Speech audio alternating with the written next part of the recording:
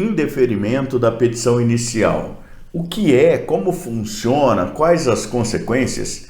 Assista esse vídeo até o final que eu vou te contar tintim por tintim.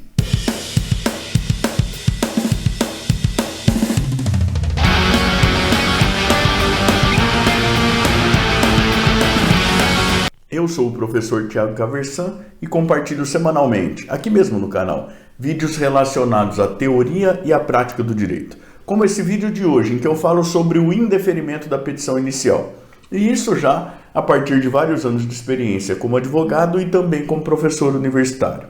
Se você gosta desse tipo de conteúdo, inscreva-se aqui embaixo, também clique no sininho, até para ficar sempre a par das novidades que nós trazemos para cá. Hoje eu quero conversar contigo brevemente sobre o indeferimento da petição inicial, tendo como referência legislativa os artigos 330 e 331 do Código de Processo Civil, tá certo? Diz lá o artigo 330 que a petição inicial será indeferida quando, inciso 1º, for inepta. For inepta. Veja, a existência de uma petição inicial, o encontro da petição inicial com a jurisdição, tanto petição inicial quanto jurisdição são pressupostos de existência do processo em sentido jurisdicional. A aptidão da petição inicial já é um pressuposto de desenvolvimento válido e regular do processo, assim como a competência do juízo. Então, eu tenho lá algo com aparência de petição inicial, encontro o Poder Judiciário. Já tem o processo em sentido jurisdicional? Sim. Mas para que o processo se desenvolva válida e regularmente, é necessário que essa petição inicial seja considerada apta. E aí a gente tem essa expressão lá no inciso 1º, a primeira hipótese de indeferimento da petição inicial, quando a petição inicial for inepta, a tal inépcia da petição inicial. Professor, mas o que é inépcia da petição inicial? Eu posso chamar o que eu quiser de inépcia da petição inicial? É correto a gente colocar como se coloca muito comumente, até para falar a verdade, tá? Qualquer espécie de defeito processual lá do artigo 337 do Código de Processo Civil na contestação como inépcia da petição inicial? Não. Inépcia da petição inicial é aquilo que o próprio Código de Processo Civil define como inépcia da petição inicial. Está lá no parágrafo 1º do próprio artigo 230, tá bom? Então, as hipóteses de inépcia da petição inicial estão no parágrafo 1º. Eu vou falar bem brevemente aqui, até porque a gente tem um outro vídeo já aqui do canal, em que a gente fala de maneira mais detalhada sobre a inépcia da petição inicial propriamente dita, tá? As hipóteses do parágrafo 1º são, que classifica aí define as petições iniciais ineptas, são as seguintes: olha, quando faltar pedido ou causa de pedir a petição inicial, considerada inepta. A segunda, quando o pedido for indeterminado, fora das hipóteses aí em que se admite o pedido genérico. Sobre isso, veja lá o artigo 324, quando não houver liame lógico entre a causa de pedir e o pedido, ou então quando contiver pedidos incompatíveis entre si. São essas as 4 hipóteses de inépcia da petição inicial, tá certo? Então, voltando. Quais as hipóteses de indeferimento da petição inicial? A primeira hipótese, quando ela for inepta. Onde que eu vejo inépcia da petição inicial? No parágrafo 1º do próprio artigo 330. Os incisos 2º e 3º tratam daquilo que restou especificamente no Código de Processo Civil de 2015, que era tratado lá no Código de 1973 como condições da ação. Então vale lembrar, a gente teve uma enorme discussão sobre isso, polarizada por 2 grandes professores, o Henrico Túlio Liebmann e o Calmon de Passos, José Joaquim Calmon de Passos. Durante bastante tempo dominou a ideia do Henrico Túlio Liebmann de que haveria condições da ação, né? E depois ele próprio evoluiu a teoria e tudo mais. Isso é para um outro papo, né? Mas o Código lá de 1973 falava de legitimidade das partes, interesse processual e possibilidade jurídica do pedido. O Código de 2015 não chama mais de condições da ação. mas trata ainda como hipótese de extinção sem julgamento do mérito. Se der uma olhada lá no inciso 6º, a ilegitimidade ou a falta de interesse processual. Bom, o inciso 2º é a hipótese de indeferimento da petição inicial quando a parte for manifestamente ilegítima. É evidente da própria narrativa da parte autora que ela própria, autora ou o réu, são ilegítimos. Professor, tem exemplo para dar sobre isso? Tem bastante, né? Mas assim, vamos imaginar dois aqui que me parecem que são interessantes. Imagine um filho que entende que o casamento da mãe é degradante, né? Que ela sofre violência e tudo mais. Ele propõe uma ação de divórcio. Veja, tem uma série de medidas que ele pode eventualmente tomar, mas ele não é dele a pertinência subjetiva para a propositura da ação, ele não tem legitimidade para propor uma ação de divórcio da própria mãe. É manifestamente ilegítimo. Imagine alguém que entenda que sofra um dano, vá a juízo narrar que sofreu um dano decorrente da conduta de um agente público no exercício de sua função e que propõe a ação em face do agente público, da pessoa do agente público. Tema de repercussão 940 do Supremo Tribunal Federal, o próprio agente público não tem legitimidade para figurar no polo passivo da ação, e sim o ente ao qual ele se encontra, o ente da administração ao qual ele se encontra ligado, tá certo? Então aqui, dois exemplos, veja, o juiz poderia e até deveria, no momento do início lá da ação, verificar esse tipo de coisa e olha, a toda evidência é manifestamente legítima, seria o caso então, aplicando o inciso 2º do artigo 330 de indeferimento da petição inicial. Então, retomando o que a gente viu até agora, inépcia da petição inicial, parte manifestamente ilegítima. Inciso 3º, o autor carecer de interesse processual. É a terceira hipótese. Então, se não tem interesse processual, caso de indeferimento da petição inicial. Veja que há muita controvérsia aqui também, né? Sobre o que exatamente pode configurar. Então, assim, eu entrar lá com uma ação declaratória de inexigibilidade de valores de alguém que não está me cobrando nada, por exemplo. Talvez aí haja uma carência de interesse processual, esse tipo de coisa. Eu vou te contar aqui que em alguns lugares, se a pessoa propõe lá, o mecanismo procedimental correto ter a ação de produção antecipada da prova, solicitando acesso à documentação, entendem vários juízes que se não tiver não tiver prova da solicitação administrativa anterior à propositura da demanda, não ficaria configurado o interesse processual, né? Então tem bastantes juízes, inclusive, que entendem nesse sentido. Tem um outro entendimento que é um pouco mais controvertido, a gente vê por juizados especiais aí de diversos lugares do país também, o consumidor vai propor uma ação lá para reclamar de um vício do produto qualquer, uma coisa nesse sentido assim. Às vezes até de um fato do produto, né? O cara fechou um pacote de viagem e teve um atraso, troca de quarto, esse tipo de coisa e tudo mais. Vai lá, propõe a ação e o juiz dá lá uma decisão dizendo, olha, demonstra aqui que tentou resolver por outros meios, Procon, por exemplo, ou então a plataforma consumidor.gov.br, sob pena de se considerar que não há interesse processual configurado, não há lide, não há pretensão resistida. Se a parte não tentou resolver no âmbito administrativo, não há pretensão resistida. Por que eu falei que é muito controvertido? Porque o artigo 5º, inciso 35 da Constituição Federal diz que a lei não afastará da apreciação do Poder Judiciário lesão ou ameaça a direito.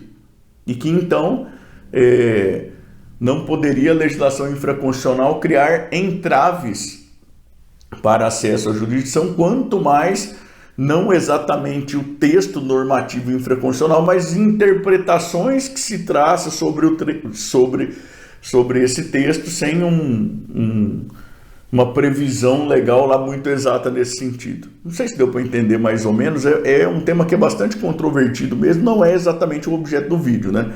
Mas o inciso em si diz, olha, se não houver interesse processual, deve ser indeferida a petição inicial.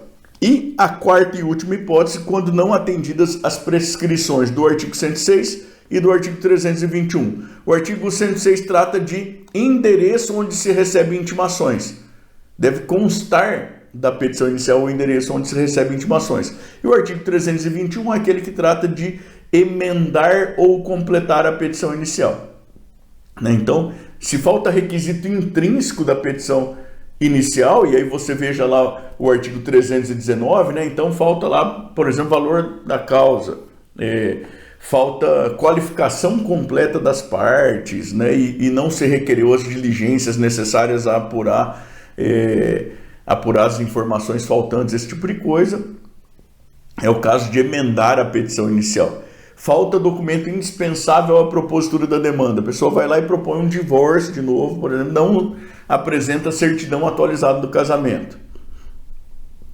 E aí é o caso de oportunizar que se complete a petição inicial. Prazo de 15 dias previsto lá no artigo 321. Então, artigo 319, artigo 320 trazem requisitos da petição inicial no que diz respeito aos elementos intrínsecos e no que diz respeito aos documentos indispensáveis à propositura da demanda. O artigo 321 trata aí de se determinar a emenda, né, que se emende ou que se complete a petição inicial quando houver inobservância a algum desses requisitos, prazo de até 15 dias, sob pena de indeferimento da petição inicial, tá certo? Então são essas quatro hipóteses. Quando a petição inicial for inepta, a inépcia no parágrafo 1º do próprio 330. Ilegitimidade manifesta, falta de interesse processual, não atendimento aí ao artigo 106, endereço onde se recebe intimações, artigo 321, aí emendar ou completar a petição inicial. Beleza? Lembrando aqui o seguinte, se o juiz indefere a petição inicial, o que ele faz é proferir uma sentença. Você veja que isso está enquadrado lá no artigo 203, parágrafo 1º do Código de Processo Civil. E a gente tem uma preferência pelo julgamento de mérito. Então, você já vê aí no inciso 4º do próprio artigo 330, né? E isso é uma ideia que é muito forte aqui, é o seguinte, olha, sendo possível corrigir vício, deve ser oportunizada a correção do vício, para viabilizar o julgamento do mérito, para que se viabilize a formação de coisa julgada material, porque a ideia é que o Poder Judiciário esclareça quem tem razão, em que medida tem razão, e que isso se torne definitivo. E isso, veja, em que pese o fato da gente ter tantos ataques aí à coisa julgada de maneira tão recorrente e de maneira tão frequente, com tanto mais hipóteses e tudo mais na doutrina, inclusive com reflexos na jurisprudência. Mas a ideia geral da coisa é, olha, tanto quanto possível deve se oportunizar que o judiciário julgue o mérito e que isso fique resolvido, né? Tentar alcançar aquilo que é possível, não só de pacificação social, mas também de segurança jurídica e de segurança social e institucional também. Tá certo? Bom, mas como a gente dizia, se o juiz indefere a petição inicial, ele faz isso por sentença. Artigo 203, parágrafo 1º, combinado lá com o artigo 485, inciso 1º também. Você vê o artigo 485, hipótese de extinção do feito sem julgamento do mérito. A primeira hipótese é o indeferimento da petição inicial. Contra sentença cabe apelação. Tá certo? Contra sentença cabe apelação. E aí o artigo 331 trata dessa apelação. Então, se o juiz extingue o efeito sem julgamento do mérito, indeferindo a petição inicial, cabe apelação na forma do artigo 331, que vai dizer que no prazo de 5 dias o juiz pode se retratar da sua sentença. Se ele se retratar da sentença, ele vai determinar o prosseguimento regular do feito. Tá certo? Então, se o juiz se retrata de sua sentença, a apelação perde o objeto e a ação prossegue normalmente. Professor, isso pode acontecer? Pode. Eu já até vi conhecer. O juiz dá a sentença e depois ele se convence de que a situação não era exatamente aquela. Olha, ele teve uma impressão de inépcia da petição inicial, por exemplo, mas não era inépcia. Ou ele teve a impressão de que a parte era manifestamente legítima, mas não era. Imagine que veio um cheque nominal lá e não é a pessoa para quem estava nominado que propõe aí uma medida judicial qualquer. E o que acontece é que tinha um endosso em branco no verso e que era um rabisquinho qualquer lá e o juiz não tinha visto, mas que está lá.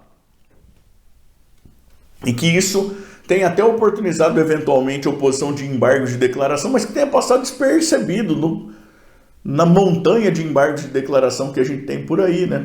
Isso pode acontecer, veja, não, né? O professor está passando pano, não, é algo que pode acontecer e que às vezes acontece. E aí então, se tem interposição de apelação, alguém olha lá com um pouco mais de cuidado, olha, não era o caso de ter indeferido a petição inicial. E aí determina o regular prosseguimento. Se o código prevê essa possibilidade de retratação é em 5 dias, para mim parece que é um prazo impróprio, né? Se o juiz despacha depois, ele pode se retratar e determinar o prosseguimento. Veja você que em determinados pontos, aliás, em vários pontos do código, a gente tem a impressão de que quem costurou esse código todo aqui não gastou tanto tempo tomando café com quem estava fazendo outras partes, porque o artigo 485 do Código de Processo Civil vai prever a possibilidade desse juízo de retratação no caso de interposição de apelação para as extinções sem julgamento do mérito em geral. O que acontece, salvo engano, e mil perdões se eu estiver cometendo alguma impropriedade ou alguma injustiça, mas o que parece é que quem ficou responsável por essa parte aqui copiou e colou uma previsão que já estava lá no Código de 1973 sem verificar que ela ficou desnecessária porque a previsão já está lá no artigo 485 de novo, veja, salvo engano, mil perdões se eu estiver cometendo aqui uma impropriedade ou uma injustiça, tá certo? Bom, se o juiz não se retrata, ele determina que seja cientificada a parte ré para que possa exercer o contraditório. Professor, o contraditório sobre a ação? Não. O contraditório é sobre a apelação desse primeiro momento, tá certo? O contraditório sobre a apelação. Porque a parte ré pode eventualmente ter o legítimo interesse de que a sentença de indeferimento seja mantida. Esse recurso, se for provido, o prazo para contestação vai começar a partir da cientificação do retorno dos autos à instância de origem. Isso é o que diz o código, pelo menos, tá certo? Agora, veja, eu vou te contar uma coisa aqui. Já vi o tribunal determinar em um acórdão desse tipo aqui que o prazo para contestação começaria da intimação do próprio acórdão. Veja, não era nem do trânsito em julgado do acórdão, tá? Porque cabia recurso contra o acórdão. Não, da intimação do acórdão. E aí, se você estiver na posição do réu, pelo que me parece, cautela e caldo de galinha não fazem mal a ninguém, né? O negócio é contestar dentro do prazo para não correr um risco de revelia aí, tá certo? Se não for interposta apelação, transitando em julgado essa sentença de primeiro grau de indeferimento da petição inicial, prevê o código que será cientificado o réu, e isso até para que ele possa ter conhecimento de que foi proposta a ação, de que já houve essa sentença aí de indeferimento da petição inicial, isso por um direito de acesso à informação de seu interesse, né? Veja que o autor pode muito bem pegar aquela mesma documentação, a mesma petição e eventualmente propor ação perante lá uma outra comarca qualquer, né? E seria inadequado aí se o processo tramitasse sem que o réu tivesse tido direito de conhecimento da propositura dessa primeira ação com sentença de indeferimento da petição inicial, tá bom? É mais ou menos isso. tá? Eu espero que você tenha gostado do papo aqui, que ele tenha sido instrutivo, que ele tenha sido leve, divertido também. Eu queria te convidar, por favor, a, na medida do possível, interagir comigo, contando para mim de onde você é e o que é que você faz. Eu adoro saber até onde os vídeos estão chegando, quem é que anda assistindo e, na medida do possível, até interagir um pouco nos comentários aqui embaixo, tá bom? Também queria te convidar a continuar navegando aqui pelo canal, especialmente a partir deste vídeo aqui, em que eu trato mais especificamente de inépcia da petição inicial. E também queria te pedir de novo, por favor, para se inscrever no canal, para clicar no sininho, para dar o seu joinha, para me seguir lá no Instagram, no TikTok, porque isso é muito importante para que eu continue produzindo esse material, tá bom? Muito obrigado, até mais, tchau, tchau.